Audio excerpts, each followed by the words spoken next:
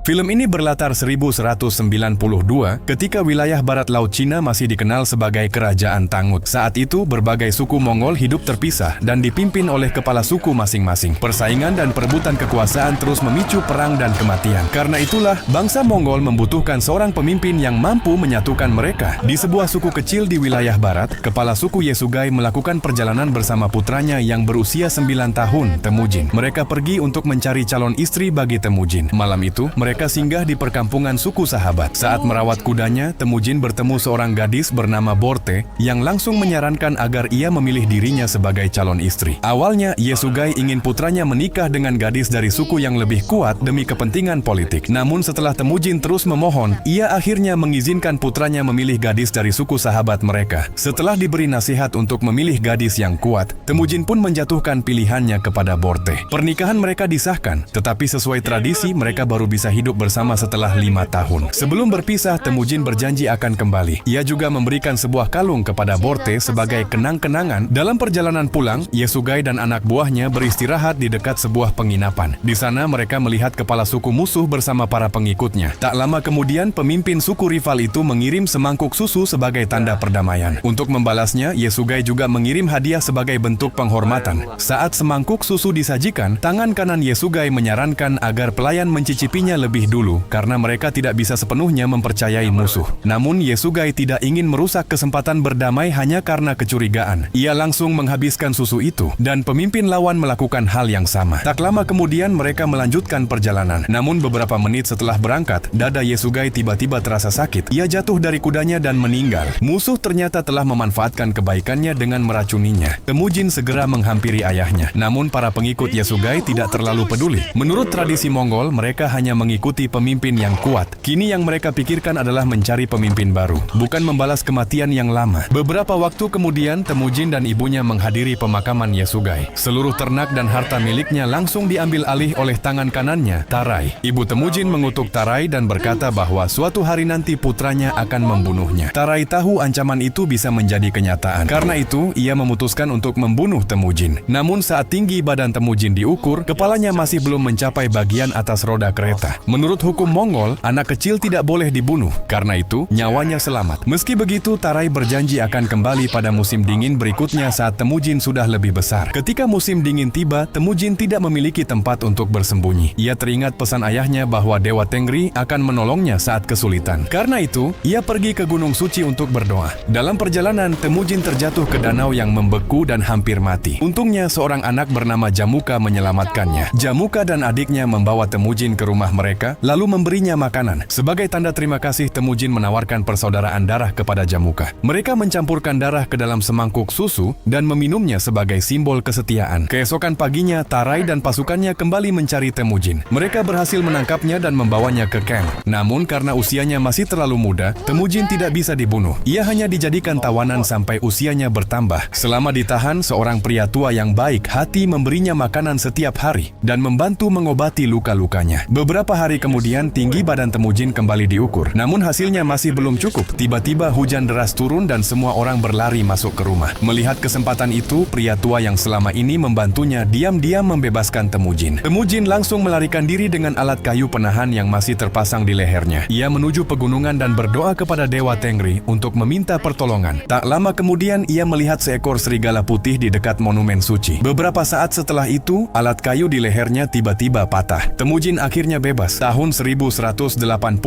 Temujin telah tumbuh menjadi pria dewasa. Namun ia masih diburu oleh Tarai dan para pengikutnya. Setelah setahun melakukan pencarian, mereka akhirnya berhasil menangkap Temujin dan kembali memasangnya dalam alat kayu penahan. Kali ini situasinya jauh lebih berbahaya. Tinggi badan Temujin sudah cukup untuk dihukum mati menurut tradisi mereka. Tarai ingin melihat Temujin memohon ampun. Namun Temujin menolak tunduk. Karena marah, Tarai memutuskan untuk menyiksanya secara perlahan. Pria tua yang pernah menolong Temujin masih diam-diam memberinya makanan. Ia juga memintanya tetap hidup dan membalas semua penderitaan ini suatu hari nanti. Suatu malam, Tarai datang sendirian untuk mengejek Temujin. Melihat kesempatan itu, Temujin langsung menyerangnya. Ia menghantam Tarai berkali-kali dengan alat kayu penahan hingga pria itu tewas. Setelah itu, Temujin melarikan diri dan berhasil lolos sekali lagi. Kini ia siap merebut kembali sukunya dan menjadi khan. Namun sebelum itu, ia harus menjemput calon istrinya. Untuk pertama kalinya sejak usia 9 tahun, Temujin mengunjungi suku keluarga Borte. Borte kini telah tumbuh menjadi wanita dewasa. Ia mengaku telah menunggu Temujin selama bertahun-tahun. Sebagai hadiah pernikahan, keluarga Borte memberikan sebuah mantel berharga kepada Temujin. Temujin lalu membawa Borte kembali menemui ibu dan adiknya. Setelah bertahun-tahun berpisah, keluarga itu akhirnya berkumpul kembali. Selama beberapa bulan mereka hidup damai. Hubungan Temujin dan Borte pun semakin erat. Namun kebahagiaan itu tidak berlangsung lama. Suatu hari suku Merkit menyerang mereka. Bertahun-tahun sebelumnya ayah Temujin pernah menculik ibunya dari suku Merkit. Pemimpin mereka tidak pernah melupakan penghinaan itu dan kini datang untuk membalas dendam.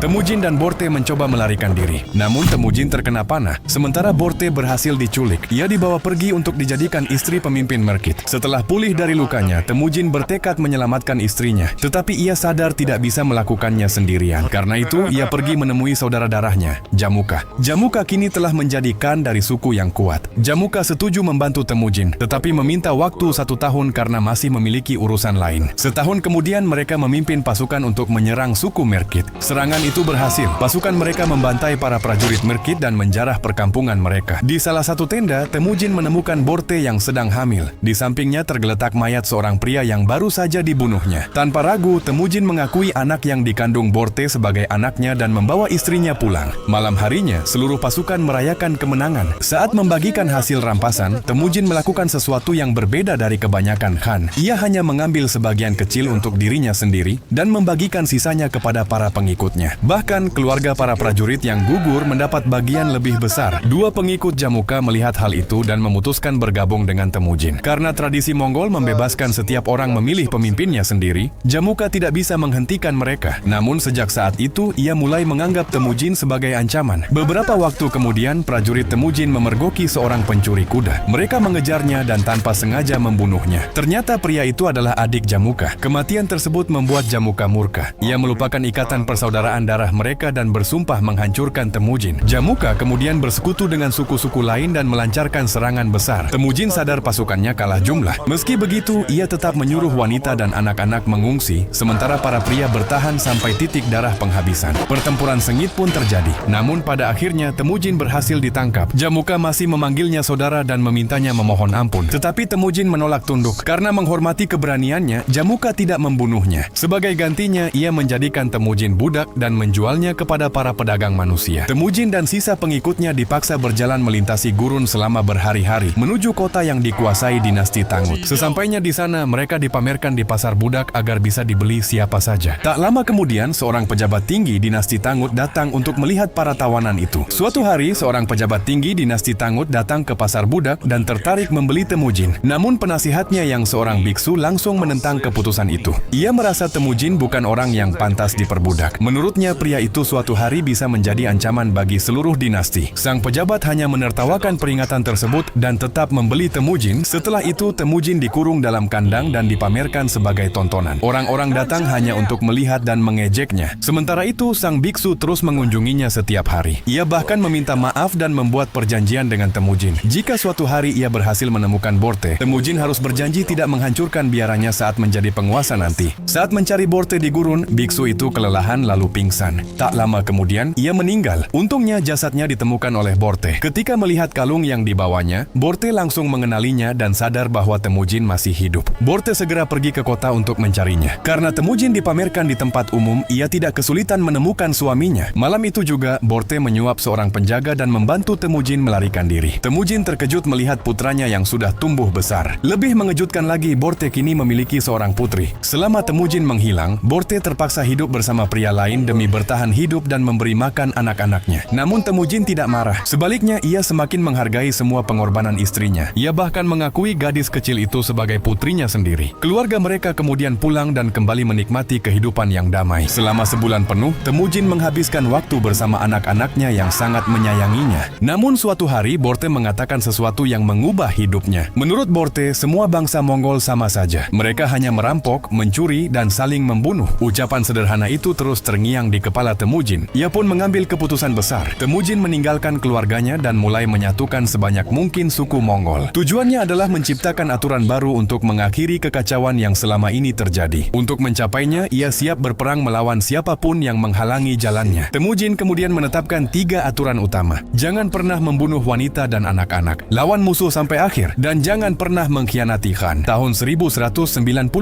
usaha Temujin mulai membuahkan hasil. Ia berhasil menyatukan banyak suku dan membangun pasukan Mongol yang semakin besar dari hari ke hari. Kini Temujin telah memiliki suku dan pasukannya sendiri. Namun masih ada satu penghalang besar di jalannya. Orang itu adalah Jamuka. Sama seperti Temujin, Jamuka juga memimpin pasukan besar yang setia kepadanya. Akhirnya, kedua saudara darah itu bertemu di medan perang untuk menentukan pemimpin bangsa Mongol. Pertempuran pun dimulai. Jamuka langsung mengirim pasukannya menyerang. Namun Temujin telah menyiapkan strategi perang dengan matang. Sebaliknya, Jamuka lebih mengandalkan keputusan spontan di medan pertempuran. Kesalahan itu membuat banyak pasukannya tewas sia-sia. Setelah pertempuran panjang dan sengit, Temujin akhirnya keluar sebagai pemenang. Jamuka dan para prajurit yang masih hidup berhasil ditangkap. Alih-alih menghukum mereka, Temujin justru menerima mereka ke dalam pasukannya. Keputusan itu membuat banyak mantan musuh menjadi pengikut setia. Sementara itu, pria tua yang dulu membantu Temujin melarikan diri diangkat menjadi penasihat utama. Kini hanya satu urusan yang tersisa, nasib Jamuka. Kedua sahabat lama itu duduk bersama untuk terakhir kalinya sambil mengenang perjalanan hidup mereka. Jamuka dengan bangga mengatakan bahwa jika berada di posisi Temujin, ia pasti akan membunuh musuhnya. Ucapan itu membuat Temujin semakin yakin bahwa mereka memang berbeda. Karena menghormati persaudaraan dan perjuangan Jamuka selama ini, Temujin memilih memaafkannya. Ia membebaskan Jamuka dan membiarkannya pergi. Setelah perang berakhir, Temujin akhirnya kembali berkumpul dengan Borte dan kedua anak mereka. Keluarga itu pun kembali hidup damai. Pada tahun 1206, Temujin resmi diangkat sebagai Khan bagi seluruh bangsa Mongol. Sejak saat itu, ia dikenal dengan nama Genghis Khan. Sesuai janjinya, ia menghancurkan dinasti Tangut yang pernah memperbudaknya. Namun, ia membiarkan biara sang biksu tetap berdiri sebagai bentuk penghormatan terhadap janji yang pernah dibuatnya. Di tahun-tahun berikutnya, Genghis Khan membangun Kekaisaran Mongol. Kerajaan itu kemudian menjadi kekaisaran daratan terbesar dalam sejarah dunia.